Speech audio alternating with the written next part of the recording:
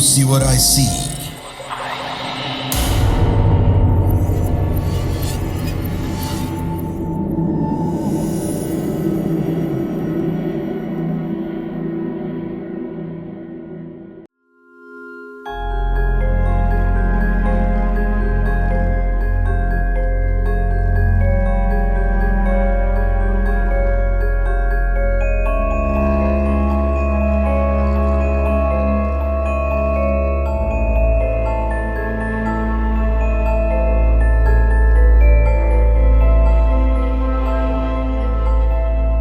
Halo, assalamualaikum warga Desa Sukawedi. Kembali lagi bersama saya Pai.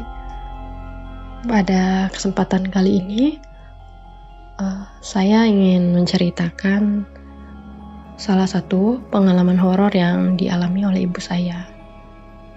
Jadi cerita ini sudah lama banget kejadiannya. Waktu itu mungkin ibu saya masih usia 17 atau 18 tahun lah ya. Sudah lama banget.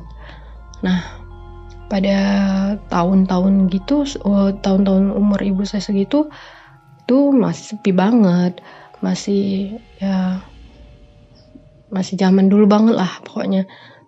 Nah, pada saat itu sempet heboh di kampung kami kalau ada salah seorang rentenir yang meninggal karena kesambar petir di rumahnya. Dan kabarnya juga si rentenir ini gentayangan datengin orang-orang yang punya utang sama dia. Salah satunya itu masih tetangga di kampung, kita panggil aja si Mak ya. Jadi Mak ini punya warung kopi, dan itu bukanya itu sore sampai malam. Nah, Mak sendiri tuh sempat meminjam uang ke si rentenir ini, kita sebut aja namanya Nyonya W. Sempat punya hutang ke Nyonya W buat nambah-nambahin modal warung gitu. Dan waktu itu Mak belum tahu kalau Nyonya W ini meninggal gitu. Karena waktu itu Mak sempat pergi dan mungkin mudik atau kemana gitulah ya. Jadi Mak ini nggak tahu updatean tentang Nyonya W lah begitu. Nah, pada saat itu mungkin habis maghrib kalau nggak salah. Jadi waktu Mak lagi di warung, belum ada pelanggan gitu, masih sepi. Tiba-tiba Nyonya W ini datang dengan tampilan dia yang seperti biasa, pakai rok selutut, pakai baju zaman dulu yang bunga-bunga itu loh. Dia bawa tas kecil, dan anehnya pada saat itu kan malam hari, dia tetap bawa payung seperti kebiasaannya kalau lagi nagih-nagihin hutang orang lain lah gitu. Melihat si Nyonya, Mak ini kaget dong. Langsung Mak mendahului si Nyonya ngomong sebelum ditagih lah pokoknya. Langsung Mak bilang, aduh Mak bangetnya, ini saya belum ada uangnya gitu kan. Kemarin habis mudik, ada musibah di kampung gitu, jadi belum bisa bayar lagi. Si Nyonya ini diam aja gitu, dan mukanya nggak kelihatan karena payungnya itu agak rendah gitu lah ya. Jadi yang dilihat Mak itu cuman payungnya si Nyonya aja gitu, mukanya nggak kelihatan ketutupan payung. Kata si Nyonya gitu kan, cuman berdeham aja. Pokoknya saya kalau ada uang nanti saya langsung antar ke rumah Nyonya gitu, kata Mak. Lagi-lagi si Nyonya cuman balas berdeham gitu kan. Akhirnya sosok Nyonya ini pergilah meninggalkan warung Mak. Gak lama kemudian ada salah satu pelanggan Mak, dan pelanggan Mak ini nanya dong, Mak kok mukanya pucet sedih gitu kan, habis ngobrol sama siapa gitu. Oh ini tadi ada Nyonya W nagihin utang Mak gitu kan. Oh Nyonya we mak, serius gitu kata si pelanggan ini. Iya serius, memang salah mak sih belum ada bayar gitu kan, jadi ya wajar lah kalau sampai ditagih. Emak nggak dengar berita, kata si pelanggannya ini. Emang berita apa, kata si emak.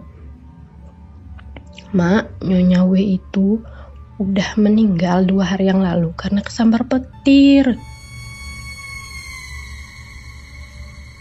Si pelanggan ini ngasih tahu emak, dan di situ emak kaget banget dong. Kan emak kan berdiri ya, itu emak hampir jatuh dan udah kayak mau pingsan lah pokoknya. Akhirnya emak berusaha nyariin lah uang buat ngelunasin utangnya. Emak pinjem lah ke saudara-saudaranya yang lain. Pokoknya diusahain lah sama emak buat bayar itu utang dan dibayarkan lah ke anaknya Nyonya W. Ya biar nggak panjang lah ya masalahnya gitu. Nah, kembali ke pengalaman ibu saya. Jadi pada waktu itu sebenarnya ibu saya udah tahu ya kalau Nyonya W ini meninggal kesambar petir. Dan sebenarnya ibu saya nggak tahu-tahu banget lah, cuman tahu itu Nyonya W, rumahnya juga yang itu tahu, tapi bukan yang tahu-tahu banget lah pokoknya.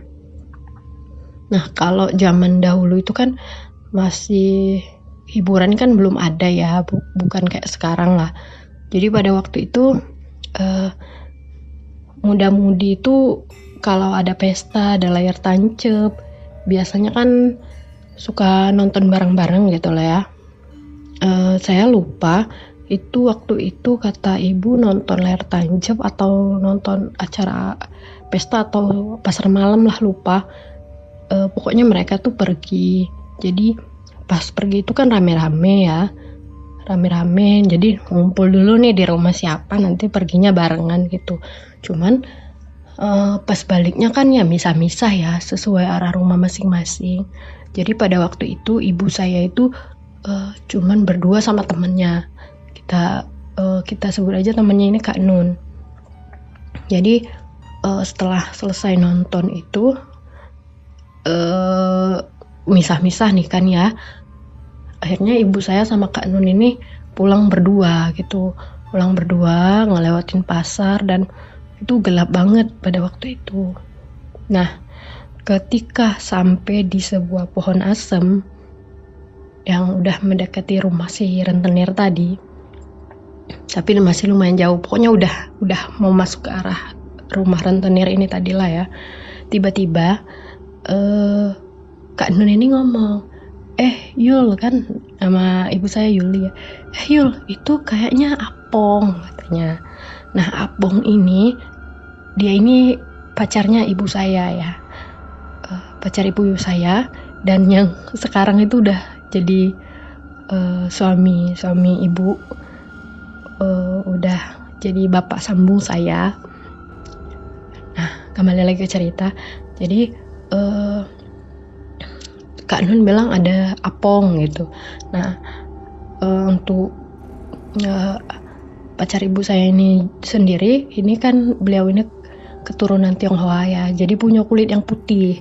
Nah, pada waktu itu dari jauh tuh udah kelihatan gitu kan, karena kulitnya yang putih ini. Dan pada waktu itu menurut ibu saya pacarnya ini pakai baju kaos hitam, celana lepis biru, dan pakai topi. Yang buat mereka yakin itu adalah pacar ibu saya adalah jam tangan yang dipakainya. Jadi itu persis banget sama jam tangannya pacar ibu saya ya. Nah, itu si sosok ini berdiri di bawah pohon asem itu. Jadi Kak Nun ini langsung manggil, Apong, anterin kita pulang dong ya, ngeri banget nih, udah malam, kita cuman berdua, anterin ya, katanya gitu. Soalnya serem banget kalau mau lewat depan rumah Nyonya W gitu. Si sosok ini cuman ngangguk aja gitu kan. Akhirnya jalanlah mereka. Jalan, tapi anehnya kalau Kak Nun dan ibu saya ini jalannya cepet, si sosok ini melambat gitu, sehingga posisinya ada di belakang ibu saya dan Kak Nun. Kalau ibu saya dan Kak Nun memperlambat langkah, si sosok ini mempercepat langkahnya gitu. Jadi kayak nggak mau barengan gitu lah. Jadi kalau ibu saya cepet, dia melambat, dia di belakang. Kalau disejajarin ke belakang, dia yang cepet ke depan. Pokoknya nggak mau barengan lah.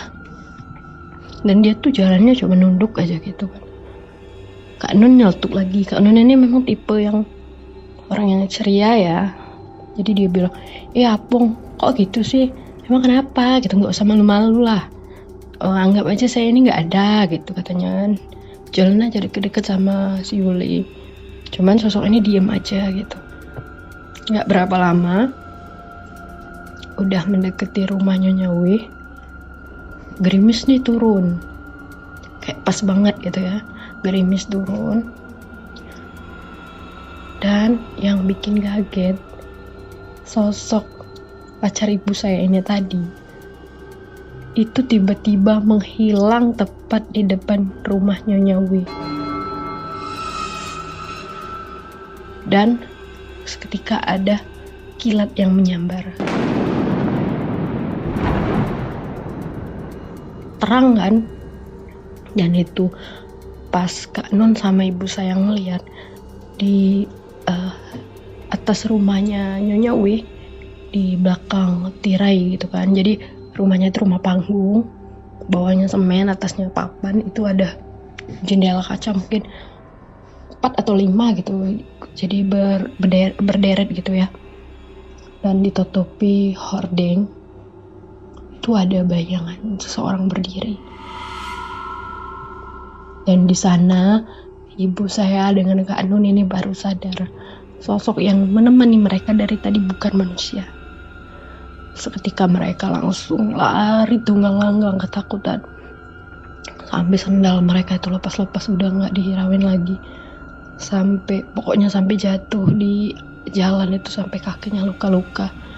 Sampai ke rumah tuh langsung ditanya sama kakek saya, kenapa kalian ini berdua pada ngos-ngosan gitu kan.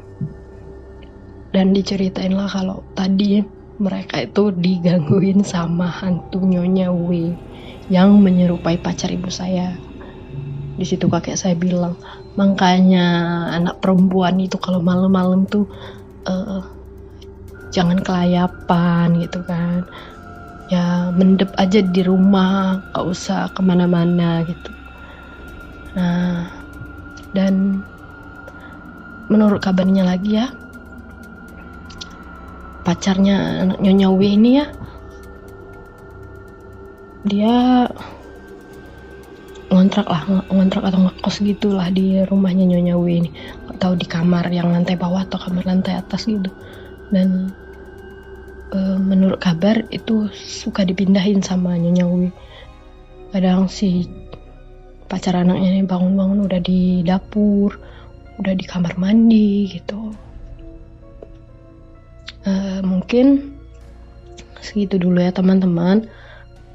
Semoga bisa menemani aktivitas teman-teman. Kalau kurang serem atau banyak jelimet dalam penyampaian, saya mohon maaf. Assalamualaikum warahmatullahi wabarakatuh.